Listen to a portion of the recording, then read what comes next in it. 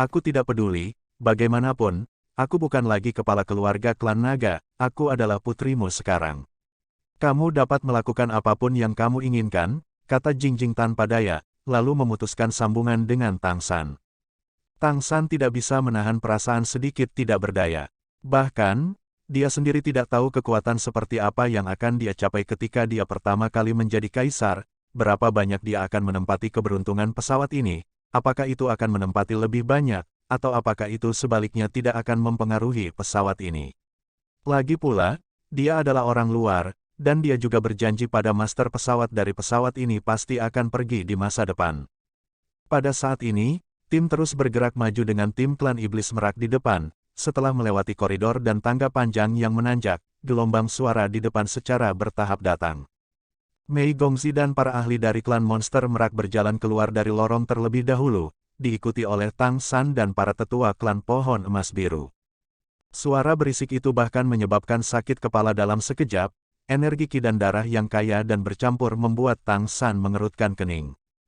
Tetapi ketika dia melihat pemandangan yang memenuhi hampir setiap sudut aula lelang besar, dia tidak bisa menahan diri untuk tidak tersentuh. Skala kali ini benar-benar terlalu besar, dan orang-orang yang bisa datang ke sini semuanya kuat, dan sama sekali tidak ada basis kultivasi yang lebih rendah dari urutan ke-7, dan kebanyakan dari mereka adalah keberadaan urutan ke-8 dan ke-9. Ras-ras dengan perawakan besar hanya bisa dimasuki oleh pembangkit tenaga listrik di atas tingkat raja. Untungnya, area tempat mereka berada adalah tanah yang relatif murni. Meskipun kamar VIP sementara tidak terlihat begitu mewah, mereka akhirnya memiliki ruang sendiri. Mei Gongzi membawa semua orang dari klan monster merak ke dalam kotaknya, dan termasuk dia, hanya ada 10 total. Jadi Tang San selalu bisa melihat rambut panjangnya dari belakang. Dia tidak berani terlalu dekat, mereka terlalu akrab satu sama lain. Meskipun penyamaran Tang San saat ini sempurna dan kekuatan garis keturunannya benar-benar berbeda, dia benar-benar takut dikenali oleh Mei Gongzi, penyembunyian sebelumnya akan sia-sia. Saat ini, sebagian besar VIP di ruang VIP yang datang untuk berpartisipasi dalam pelelangan telah memasuki venue. Hanya kamar pribadi yang mewakili kaisar yang tidak bernafas, dan kaisar secara alami akan muncul pada saat sebelum pelelangan. Tang San memimpin Jin Miaosen dan beberapa tetua senior ke kamar pribadi, sementara para tetua lainnya duduk di area di depan kamar pribadi. Ruang pribadi VIP menghadap ke meja lelang, dan ruang pribadi juga dilengkapi dengan layar kristal cermin yang terbuat dari monster kristal, yang dapat memperbesar gambar di meja lelang di layar kristal, menunjukkan keadaan lot yang lebih jelas. Perawatan jauh lebih baik daripada tidak tahu di luar. Dengan senyum tipis di wajahnya, Tang San duduk di sofa di tengah. Sebagai salah satu penguasa kota utama, statusnya di benua peri benar-benar berbeda sekarang. Semua tetua duduk di kedua sisi, hanya Jin Miaosen yang duduk di samping Tang San. Itu melihat sekeliling, kotak VIP berukuran sekitar 100 meter persegi, yang tidak terlalu besar, tetapi benar-benar mewah untuk memiliki area seperti itu di aula lelang. Ada sofa yang nyaman di ruang pribadi, dan berbagai minuman, buah-buahan, dan makanan diletakkan di atas meja kopi. Meskipun mereka relatif sederhana, mereka tidak buruk. Dinding ruang pribadi yang menghadap ke depan aula lelang adalah layar kristal besar yang lengkap saat ini. Layar kristal adalah versi yang diperbesar dari meja lelang dari aula lelang besar. Pada saat ini, platform lelang kosong, tetapi tidak diragukan lagi jauh lebih jelas daripada ketika platform lelang hanya dapat dilihat dari tempat tinggi di luar.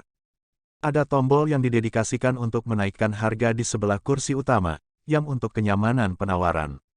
Ruang VIP tempat Tang San dan yang lainnya berada adalah nomor 8. Ada total 20 kamar VIP di area kamar VIP ini. Selain selusin penguasa kota utama, hanya patriark dari ras darah tingkat pertama lainnya yang memenuhi syarat untuk datang. Mengalokasikan kamar VIP peringkat 8 ke Tang San berarti dia menyadari bahwa dia bisa menempati peringkat ke-8 di antara 20 kamar VIP ini. Ini tidak mungkin bagi klan pohon emas biru di kota Jianmu sebelumnya. Ini tidak ada hubungannya dengan keberhasilan Tang San dalam pembekalan, tetapi yang paling penting adalah bahwa prestasi Suzu membunuh King Kong Jing Huang belum lama ini. Meskipun keluarga King Kong Jing juga dapat memiliki ruang VIP kali ini, dapat dibayangkan bahwa mereka harus berada di peringkat di luar tempat ke-15. Tang San telah memperhatikan sebelumnya bahwa ruang VIP tempat Tuan Muda Mei dan yang lainnya berada adalah nomor 16. Anda harus tahu bahwa dia adalah penguasa kota utama, tetapi meskipun demikian, dia hanya ditugaskan di ruang VIP ke-16. Naga yang datang sebelum dia ditempatkan di ruang VIP nomor 10, dan pengakuan istana leluhur jelas lebih tinggi daripada kota Kerry, dan bahkan lebih tinggi dari beberapa kota utama dengan kaisar. Tentu saja, dalam arti tertentu, mereka juga mewakili Crystal City.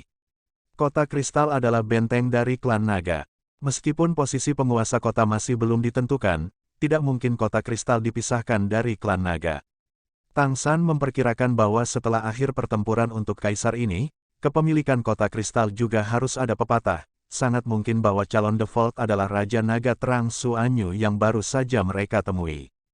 Dan dapat ditempatkan di kotak berperingkat lebih tinggi dari yang ini, selain pencegahan Suzu, secara alami dihargai oleh Tianyang Tianjing Huang. Sejak pembekalan, Tang San telah menilai dengan sangat jelas bahwa pasti ada yang salah dengan tubuh Kaisar Tianyang Tianjing, dan itu membutuhkan kekuatan leluhur pohon untuk menyelesaikannya. Dia sangat membutuhkan dirinya sendiri. Dia seharusnya melihat tubuh leluhur pohon sebelumnya, tetapi dia tidak mendapatkan banyak. Kali ini, dia berharap mendapatkan sesuatu dari dirinya sendiri. Dan dia harus berpikir bahwa klan pohon emas biru bukanlah ancaman, jadi dia akan berusaha keras untuk mendukung dirinya sendiri. Memanfaatkan semua sumber daya yang tersedia, ini awalnya adalah keahlian Tang San. Karena pihak lain berpikir bahwa dia bukan ancaman, itu yang terbaik. Waktu berlalu dengan cepat, dan hampir tengah hari. Pada saat ini, paksaan tak terlihat tiba-tiba turun dari langit, membuat lelang pengadilan leluhur yang awalnya berisik dengan cepat menjadi tenang. Hampir semua penawar yang hadir menengadah ke udara. Pada saat ini, di langit, tampaknya ada banjir air yang jatuh dari langit, seolah-olah sungai Tianhe mengalir deras. Dan ketika air besar menyapu aula lelang besar, tiba-tiba runtuh dan berubah menjadi tetesan hujan dingin yang tak terhitung jumlahnya. Segera, udara yang berapi-api di seluruh aula lelang besar menjadi jauh lebih dingin karena fluktuasi ki dan darah yang kuat.